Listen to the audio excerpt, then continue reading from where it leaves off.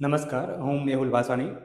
ગુજરાતના આગામી હવામાન વિશે થોડી વાતો કરીશું. તો જોઈએ છે કે ચોમાસું જે છે એ છેલ્લા 4 જૂને કેરળમાં પ્રવેશ્યા બાદ લગભગ 3 થી 4 દિવસ બાદ એટલે કે 8 જૂન સુધી જે છે એ ચોમાસું મહારાષ્ટ્રના મધ્ય ભાગોથી નીચે સુધી પહોંચી ગયું છે. સાથે સાથે એની જે પૂર્વ ભાગ જે છે એ સામાન્ય ગતિથી આગળ વધી રહી છે. તો ચોમાસું જે છે અત્યારે સોલાપુરથી હરનાઈ જે મહારાષ્ટ્રના વિસ્તાર છે તે પશ્ચિમ ઘાટ સુધી પહોંચેલું છે. ત્યારબાદ જે છે એ 8 જૂન બાદ જે છે એ ગતિ બિલકુલ અટકી ગઈ છે.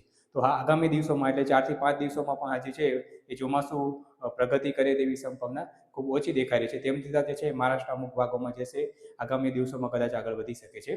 તો આપણે વાત કરી છે વરસાદની સંભાવના. તો છેલ્લા કેટલાક દિવસોથી આપણે જોઈ રહ્યા છીએ કે ગુજરાતમાં કોઈ સારા વરસાદની કે હળવા વરસાદની કે વાવણી લાયક વરસાદની ક્યાંય પરિસ્થિતિ જોવા નથી મળી.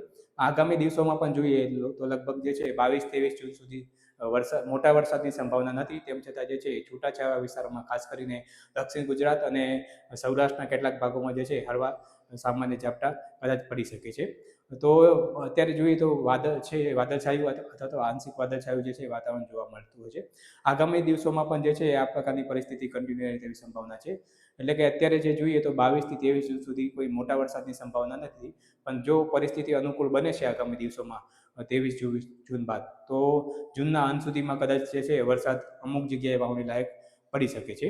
તો આગોતરી વાવણી કરેલા ખેડૂતોને એટલી સલાહ આપવામાં આવે છે કે જો એમને વહેલી વાવણી કરી હોય છે પિયત સગવડને ધ્યાનમાં રાખીને, તો તેની જમીનના પ્રતને ધ્યાનમાં રાખીને જો જરૂર પડે તો હળવા પિયત આપતા રહેવા. અને જો વરસાદ આધારિત વાવણી કરવા ખેડૂત માગતા હોય તો ઓપ્ટિમમ એટલે આપણે જોઈએ લગભગ 50 મિલીમીટર કરતાં જો વરસાદ થઈ જાય છે જે તે વિસ્તારમાં, તો વરસાદ આધારિત જે છે એ વાવણી કરી શકાય છે.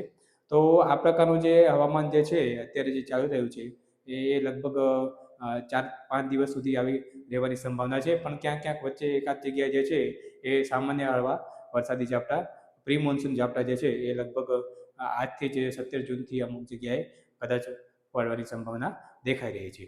તો આજે વાત હતી આગામી દિવસોમાં શું સંભાવના છે અને સાથે સાથે જે છે એ હવામાનની પરિસ્થિતિ શું છે. તો વધુ માહિતી માટે આપણે ફરી મળીશું. ત્યાં સુધી આ ચેનલને સબસ્ક્રાઈબ કરો, લાઈક કરો અને શેર કરો. ધન્યવાદ.